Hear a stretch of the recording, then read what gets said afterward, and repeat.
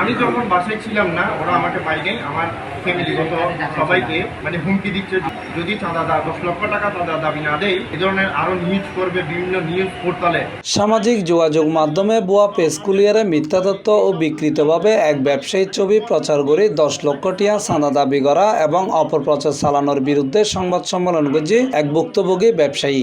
আমার নামে বিভিন্ন রাজনৈতিক মামলা দিয়ে যেন আমাকে ফাঁসাবে, এই ধরনের ওরা হুমকি দিচ্ছে। চট্টগ্রামের একখান রেস্টুরেন্টের সংবাদ সম্মেলন করছে ভুক্তভোগী মনিরুল ইসলাম। এ সময় তিনি হয় তারা সাথে আর নামে ভুয়া নিউজ করিয়ে নেয়, আত্মসামাজিক যেটা আর ফ্যামিলি আর ওয়াইফ সরাসরি করি। আর আমরা এরপরে পুনর্যুক্ত যোগাযোগ করে এরপরে তারা ফোন দিলাম, তারা নিউজ পাইলাম যে নিউজ বিডি 24 এর অ্যাডমিন পেজের অ্যাডমিন রুবেল দাস, আরেকজন হলি সিডিডি নিউজ সিএম 24 এর অ্যাডমিন আয়াসমা আহমদ, এবং আরেকজন হলি মনসুর ওলি ভুয়া সমন্বয়ক সাজি।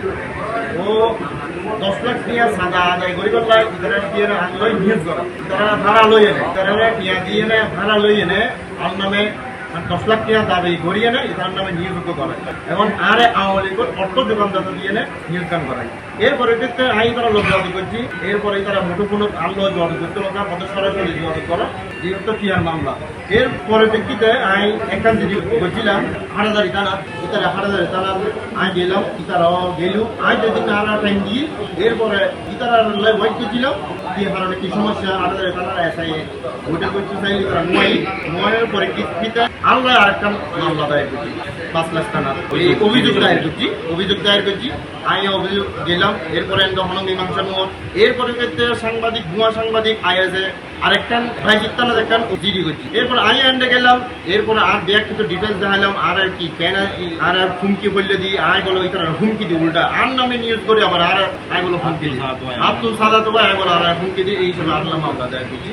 পরিপ্রেক্ষিতে বইটা টাইম করছিলাম, আর দেখ কিছু দেখাইলাম, আচ্ছা আমাদের ঠিক আছে, আমি বললো হতা হয়েও হতা হওয়ার পরে আর কোনো ফোনটো না হাতে নয়, দেখতে বিভিন্ন ফোন দিয়ে না হর এই মারি ফিলিয়ম ফাড়ি ফিলিয়ম এই রকম হুমকি। এর পরিপ্রেক্ষিতে আমি বিগত 13/3/2025 চট্টগ্রামত বিজ্ঞ চিফ জুডিশিয়াল ম্যাজিস্ট্রেট আদালতত একাল সাদা মামলা করছি, 4 জনের আসামি করি। সংবাদ সম্মেলনে তারা উপস্থিত আছিল এলাকাবাসীর পক্ষে মুজাহের, জয়নাল, আব্বাস আলী সদগর সহ আর বোধ কেউ। এই সংবাদ সম্মেলনের মাধ্যমে প্রধান উপদেষ্টা এবং তথ্য ও সম্প্রচার উপদেষ্টার দৃষ্টি আকর্ষণ করে হয় এই ধরনের ভুয়া সাংবাদিকের বিরুদ্ধে যেন ব্যবস্থা লয়। মাননীয় তথ্য মন্ত্রণালয় এবং প্রধান উপদেষ্টার দৃষ্টি আকর্ষণ করে এসব ভুয়া সাংবাদিক এবং চাঁদাবাজের বিরুদ্ধে সুষ্ঠু। C+ TV, Chittagong.